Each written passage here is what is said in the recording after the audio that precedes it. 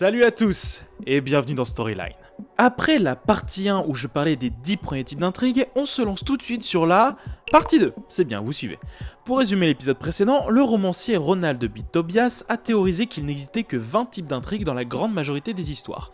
Et là, pour ce 6ème épisode de Storyline, on va faire la liste du 11e au 20e. Numéro 11.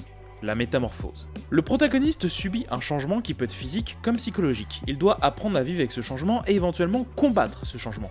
L'antagoniste est généralement une personne qui subit, de manière directe ou indirecte, cette métamorphose. Ce type d'intrigue fonctionne très bien par exemple pour les films de super-héros comme Spider-Man, ou bien également pour les films fantastiques ou d'horreur. Les histoires traitant de la malédiction d'être un vampire, comme la série Buffy contre les vampires, collent bien à ce type d'intrigue. Et j'ai réussi à placer Buffy dans cette émission, donc je suis particulièrement fier. Numéro 12.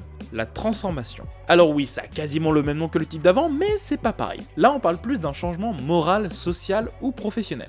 Le protagoniste va alors évoluer et changer pour devenir une personne différente par rapport au début. Même s'il y a beaucoup de films, notamment des drames familiaux ou sociaux, qui utilisent ce type d'intrigue, je pense surtout au film Jersey Girl de Kevin Smith, qui raconte l'histoire d'un père veuf ayant perdu son emploi et qui devra évoluer et affronter ses doutes pour se reconstruire avec sa famille.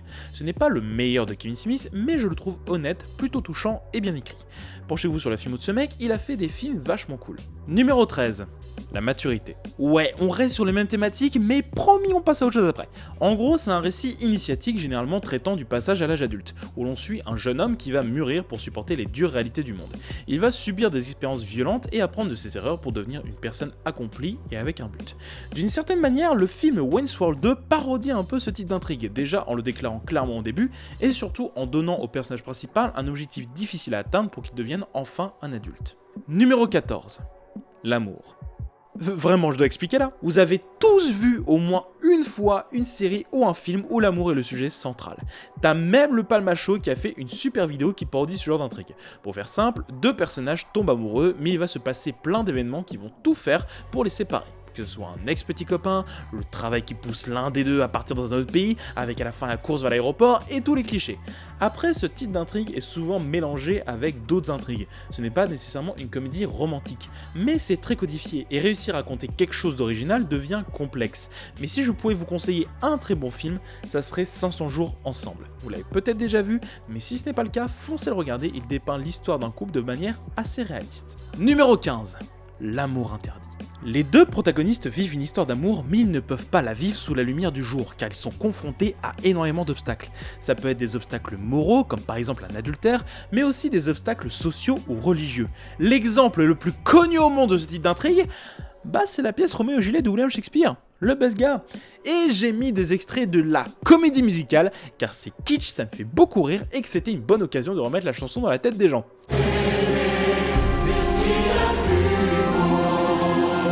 Voilà, maintenant vous allez ressortir vos sacs bananes et vos pogs. Ne me remerciez pas, je vais te donner plaisir de recevoir. Numéro 16. Le sacrifice. Là, on arrive sur mes intrigues préférées, car on joue avec des moments puissants. Le protagoniste va être poussé à se sacrifier pour sauver la situation, ou bien pour défendre un idéal, bien qu'il soit pas super chaud au départ. Il peut sacrifier sa vie, mais il peut très bien accepter de perdre quelque chose d'important pour lui. C'est une étape fondatrice pour qu'un protagoniste devienne un héros, au sens noble du terme. C'est pour ça qu'on retrouve beaucoup cette intrigue dans les films de super-héros.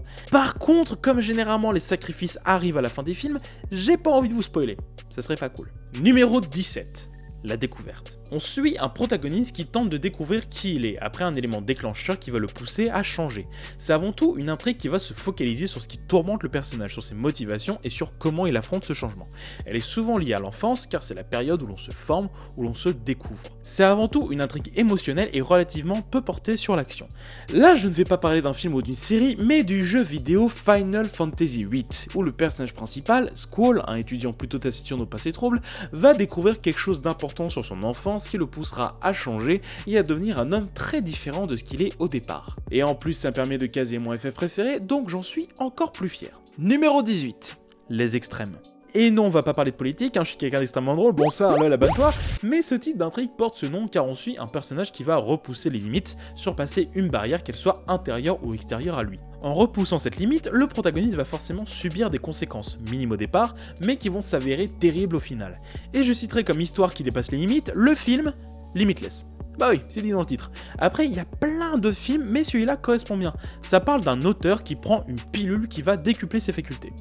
le rêve. Les premières conséquences seront plutôt positives, jusqu'à ce qu'il se fasse pourchasser par des gens qui veulent sa mort. Moins le rêve.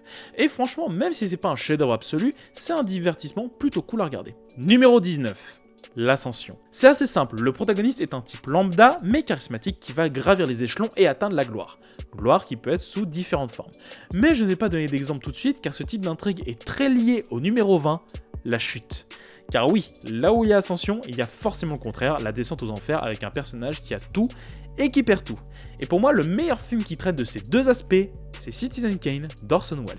C'est un classique absolu que j'aime beaucoup et que vous devez voir. Ça peut paraître un petit peu long et chiant, mais perso, je le trouve fascinant. Je ne le spoilerai pas, franchement, regardez-le.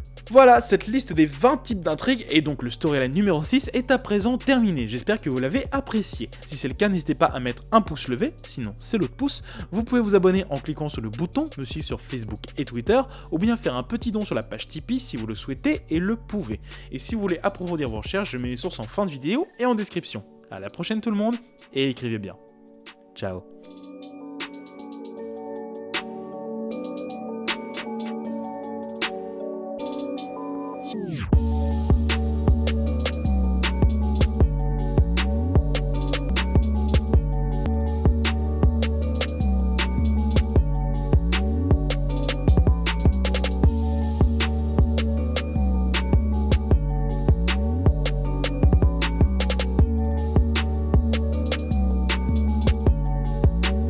This is a Chucky Beat production.